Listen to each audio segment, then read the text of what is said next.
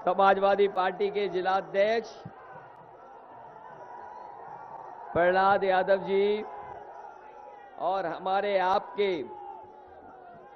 Samajwadi party के प्रत्याशी यशपाल सिंह रावत जी, मंच पर उपस्थित पूर्व विधायक टीपी शुक्ला जी, पूर्व प्रत्याशी लोकसभा कांग्रेस आदरणीय अष्टभुजा त्रिपाठी जी, गौरव यादव जी, रामानाथ यादव जी, श्रवण कुमार पांडे जी, दिलीप यादव जी, राजकुमार सिंह प्रजापति जी, हमारी सरकार में रहे दर्जा प्राप्त मंत्री जगदीश यादव जी, दूधनाथ मौर्य जी, एमएलसी संतोष यादव जी, संजय सिंह सेतवार जी, मनोज यादव से लेकर के हमारे तमाम समाजवादी साथी जिनका नाम नहीं ले पा रहा हूं इस मंच पर, और बड़ी संख्या में हमारे समाजवादी साथी जो दिखाई दे रहे दूसरे मंच पर, और इस चुनावी जनसभा में उपस्थित हमारे सभी बुजुर्ग किसान भाई,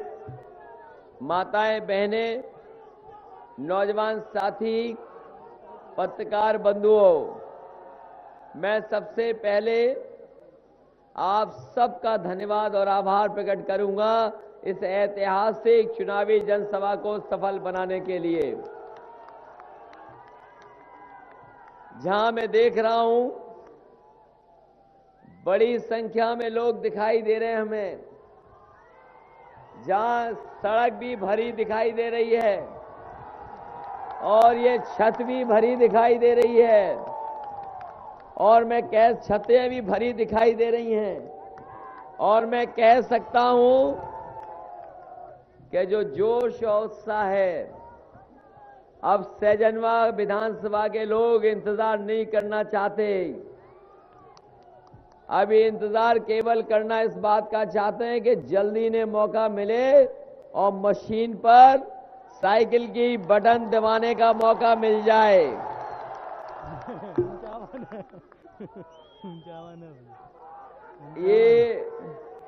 ये जोश और उत्साह बता रहा है, ये जोश उत्साह और ये नारे बता रहे हैं कि इस बार समाजवादी पार्टी ऐतिहासिक वोटों से जीत करके जाएगी। और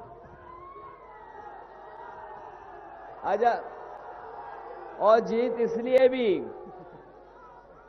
हम तमाम साथियों का धन्यवाद देंगे, तमाम अपने समाजवादी साथियों का भी धन्यवाद देंगे।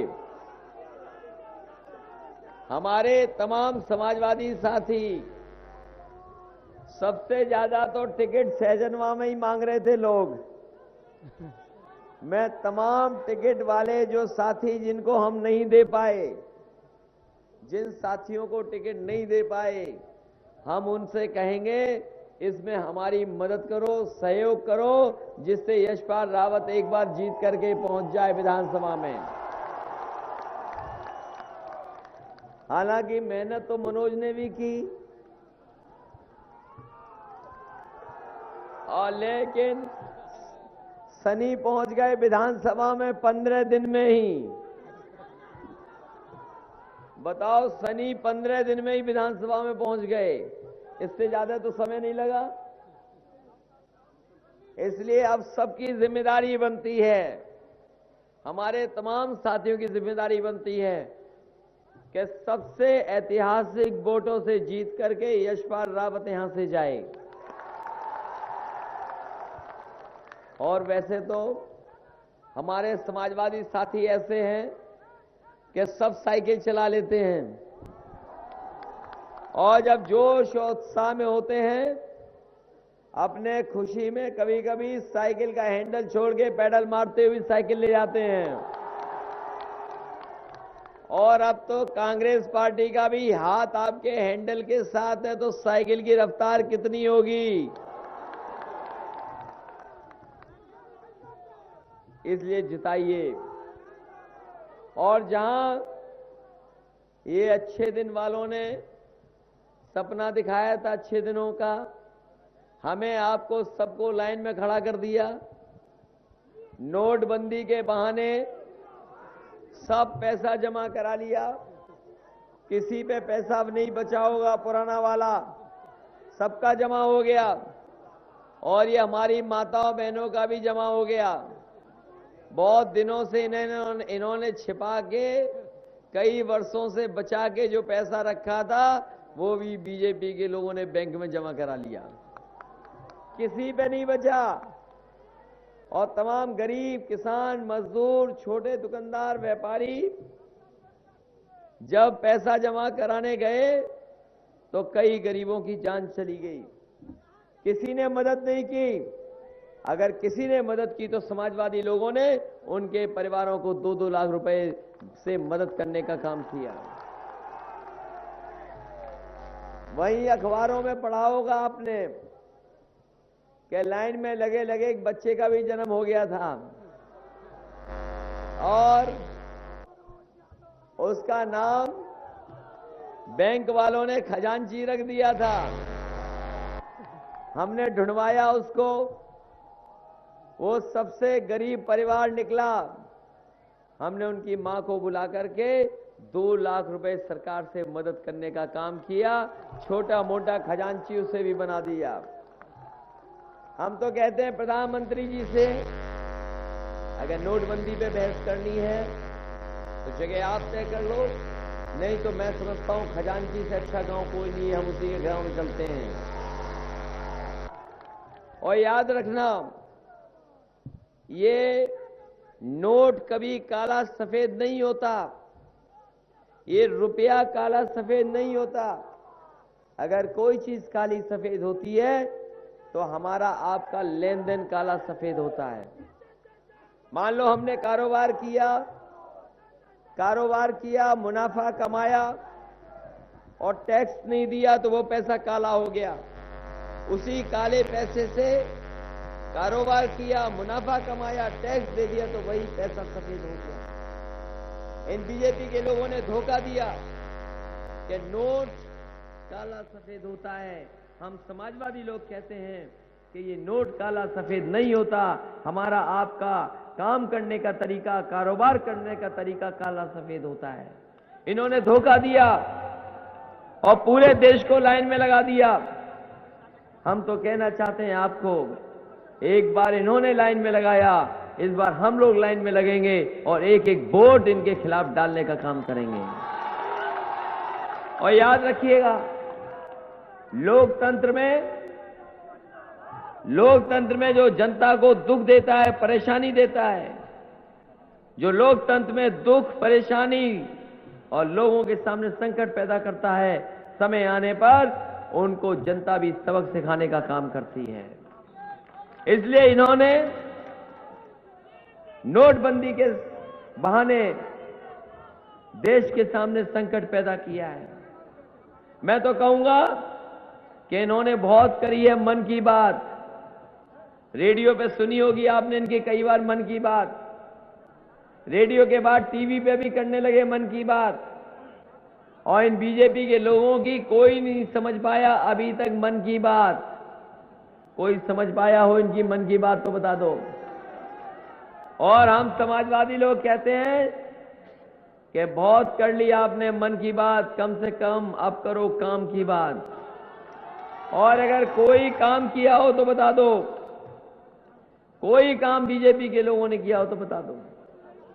ये एम्स जो बनने जा रहा है, अगर समाजवादी लोग ना होते तो शायद कोई जमीन नहीं देता, एम्स नहीं बन पाता।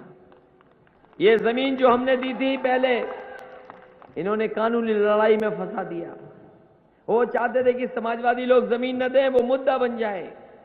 हमने सबसे कीमती जमीन गोरखपुर की उन्हें एम्स को देने का काम किया। हम तो जानना चाहते हैं प्रधानमंत्री जी से कि गोरखपुर आए होगे, गोरखपुर आओगे भी, कम से कम बता के जाओ कि कितनी जल्दी आप एम्स बना करके तैयार कर दोगे।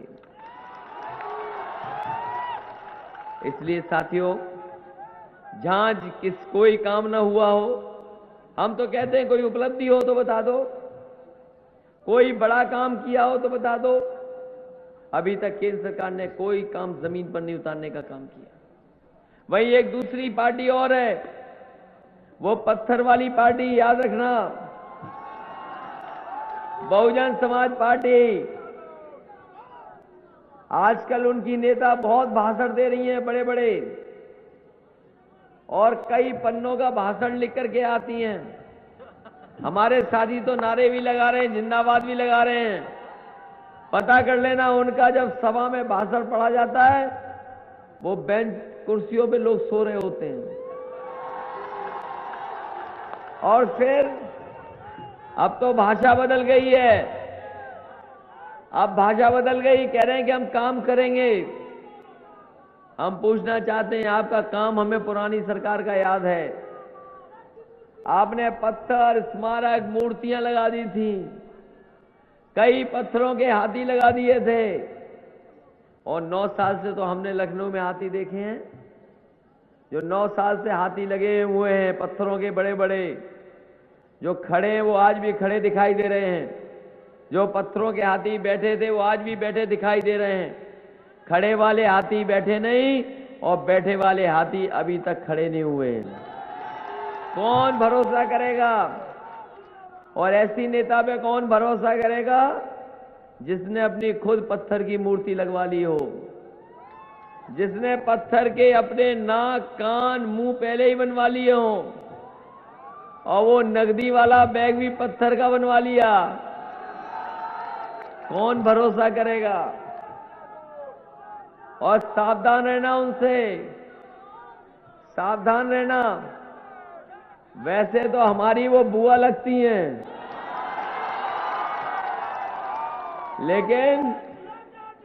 लेकिन भारतीय जनता पार्टी से कब रक्षाबंधन मना ले पता ही नहीं उनका। इसलिए समाजवादी साथियों, हम आपसे कहने आए हैं, ये उत्तर प्रदेश का चुनाव देश का सबसे बड़ा चुनाव होने जा रहा है, जहां आप तय करेंगे कि उत्तर प्रदेश का भविष्य किसके हाथ में हो। वहीं फैसले के साथ आपको मौका मिलेगा कि आपका भविष्य भी किसके साथ जुड़ा है। इसलिए जहां बीजेपी और बीएसपी दोनों ने कोई ऐसा काम नहीं किया जिससे जनता को सीधा सीधा लाभ पहुंच रहा हो, कम से कम समाजवादी लोगों के काम पर भरोसा है। 108, 102 एम्बुलेंस, अगर कोई कभी तकलीफ में रहा होगा, परेशानी में रहा होगा, तो आपने फोन किया होगा, वो एम्बुलेंस आपकी मदद के लिए पहुंच गई होगी। इसी तरह हमने पुलिस के लिए व्यवस्था शुरू की है। ये 100 नंबर पुलिस का, कभी कभी लोगों की शिकायत रहती थी कि थाने में फोन नहीं उठता, और फोन उठ गया तो कभी घटना पे पुलिस पहुंचती नहीं है। और कभी कभी हमारे साथी जब फोन मिलाते हैं तो पता नहीं एसओ साहब का कैसा दिमाग गर्म रहा होगा कि भाषा पता नहीं कौन सी बोल दी हो, हमारे लोग फोन रख देते थे। कम से कम 100 नंबर की व्यवस्था के बाद आप दिन में, रात में, सुबह शाम जब चाहो तब फोन मिला लेना, फोन उठेगा भी, और घटना स्थल बता दोगे तो 10 और 15 मिनट में पुलिस पहुंच करके मदद करने का काम भी करेगी। ये सुविधा देने जा रहे हैं। और हमारे प्रधानमंत्री जी कहते हैं कि थाना समाजवादी लोग चला रहे हैं। उन्हें पता ही नहीं है कि अब 100 नंबर भी उत्तर प्रदेश में नई व्यवस्था लागू कर दी हमने, और आने वाले समय में हमें अगर 1000 गाड़ी भी बढ़ानी पड़ेगी तो 1000 गाड़ी बढ़ाएंगे, जिससे आपको थाने नहीं जाना पड़े। आप घर से फोन मिला देना, आपकी पुलिस मदद करने का काम करेगी। हम तो कहते हैं कि इतना कभी पुलिस में प्रमोशन नहीं हुआ होगा जितना समाजवादियों ने करके दिखा दिया। वहीं 7वां वेतन भी लागू कर दिया, और पुलिस भर्ती भी कभी इतनी आसान नहीं होगी जो समाजवादियों ने कर दी है। आने वाले समय में नौजवानों, आपको बताना चाहते हैं कि जो नौजवान नौकरी करना चाहते हैं, रोजगार करना चाहते हैं 10वां 12वें के बाद, हम आपको बताना चाहेंगे कि 10वां 12वें के पास के बाद जिन्होंने आईटीआई, पॉलिटेक्निक का कोर्स किया होगा, उनके लिए विशेष प्रशिक्षण, ट्रेनिंग करा करके उन्हें रोजगार और नौकरी के में मदद करने का काम समाजवादी सरकार में किया जाएगा। वहीं पुलिस भर्ती भी बहुत आसान कर दी। कई साल लगते थे पुलिस भर्ती होने में। एक पुलिस भर्ती शुरू होती थी, 1 साल, 1.5 साल, 2 साल लगता था, तब जाकर के परिणाम निकलता था। हमने फैसला लिया है कि पहले तो परीक्षा लिखनी पड़ती थी, अब कोई परीक्षा नहीं लिखनी पड़ेगी। हम नौजवानों को कहेंगे 10वां 12वें के नंबर ले आना और दौड़ के दिखा देना, जो सबसे आगे होगा वो पुलिस में भर्ती हो जाएगा, किसी की सिफारिश की जरूरत नहीं पड़ेगी। ये इंतजाम करने जा रहे हैं। वहीं हम अपने गरीब माताओं बहनों को कहना चाहेंगे कि बहुत सारी गरीब परिवार की माताएं बहनें हैं जिन्हें पेंशन नहीं मिल पा रही है।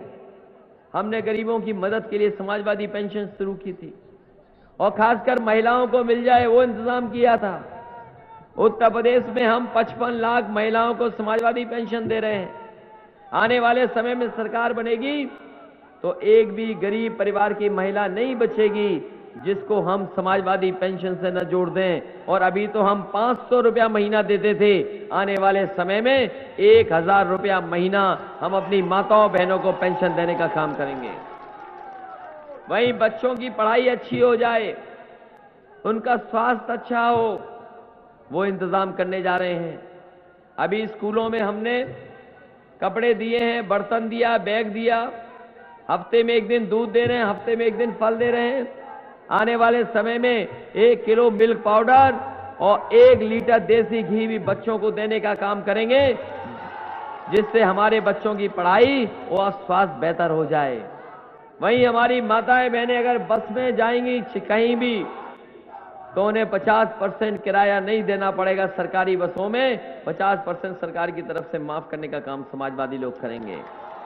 वहीं गरीबों को लोहिया आवास, ये लोहिया आवास कभी कोई नहीं देता था और एक बार तो हमने 3,05,000 तक लेके आ गए लोहिया आवास की कीमत।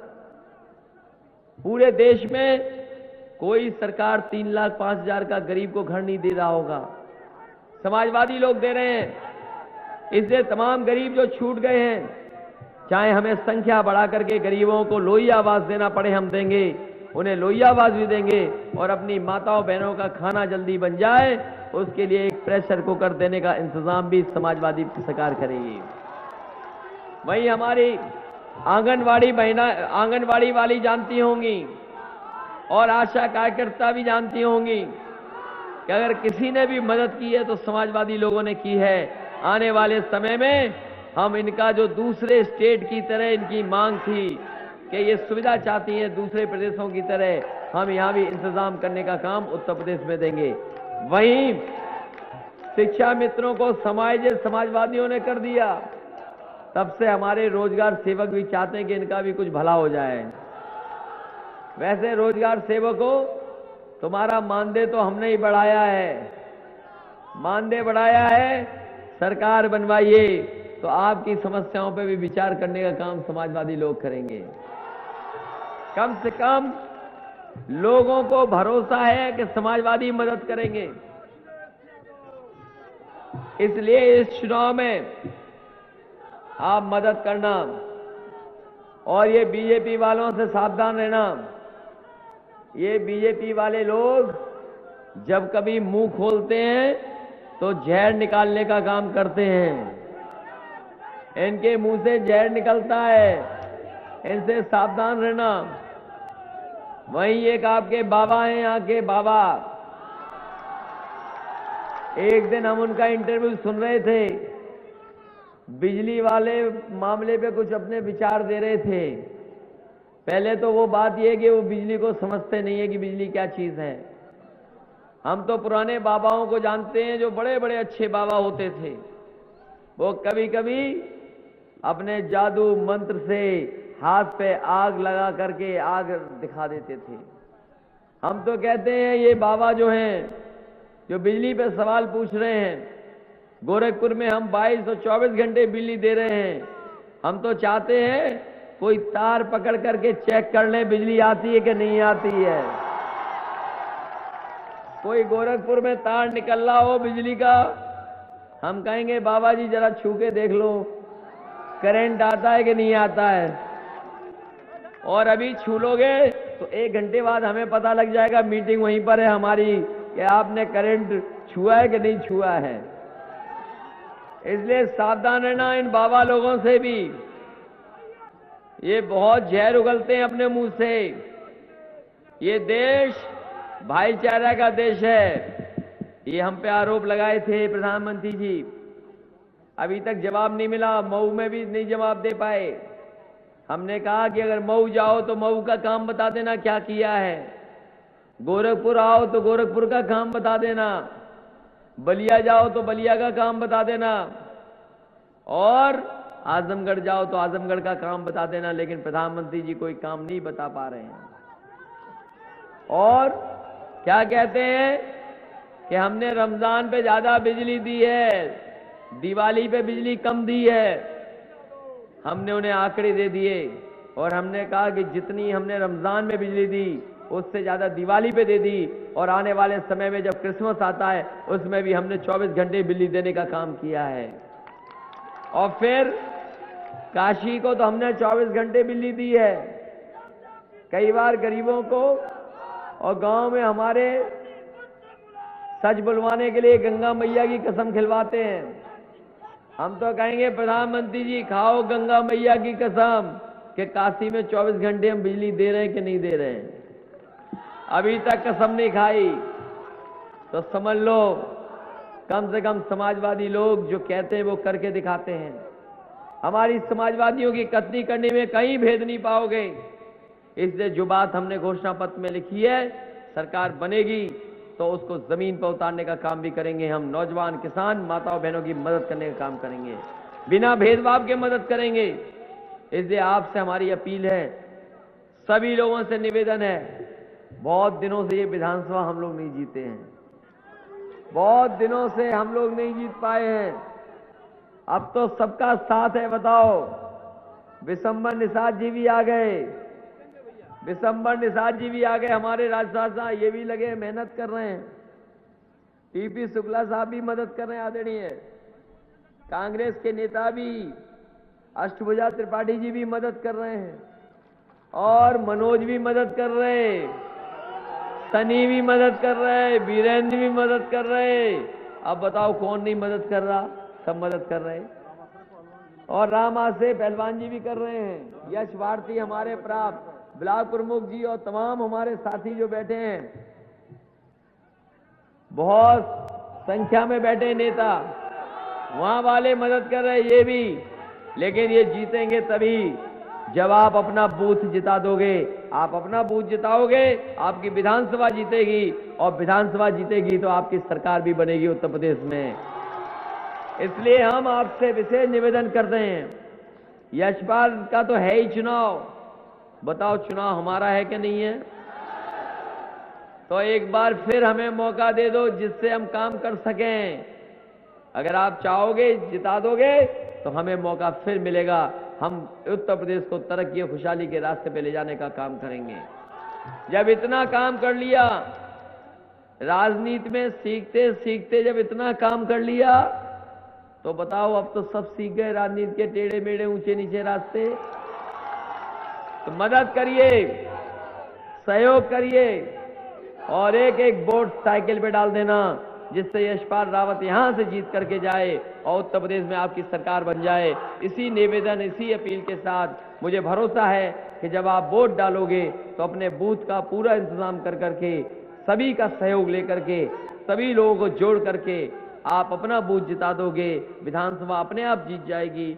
मेरे उम्मीद है कि इस बार गोरखपुर का सबसे ऐतिहासिक जीत अगर किसी की होगी तो सहजनवा विधानसभा से होगी। इन्हीं शब्दों के साथ बहुत बहुत धन्यवाद।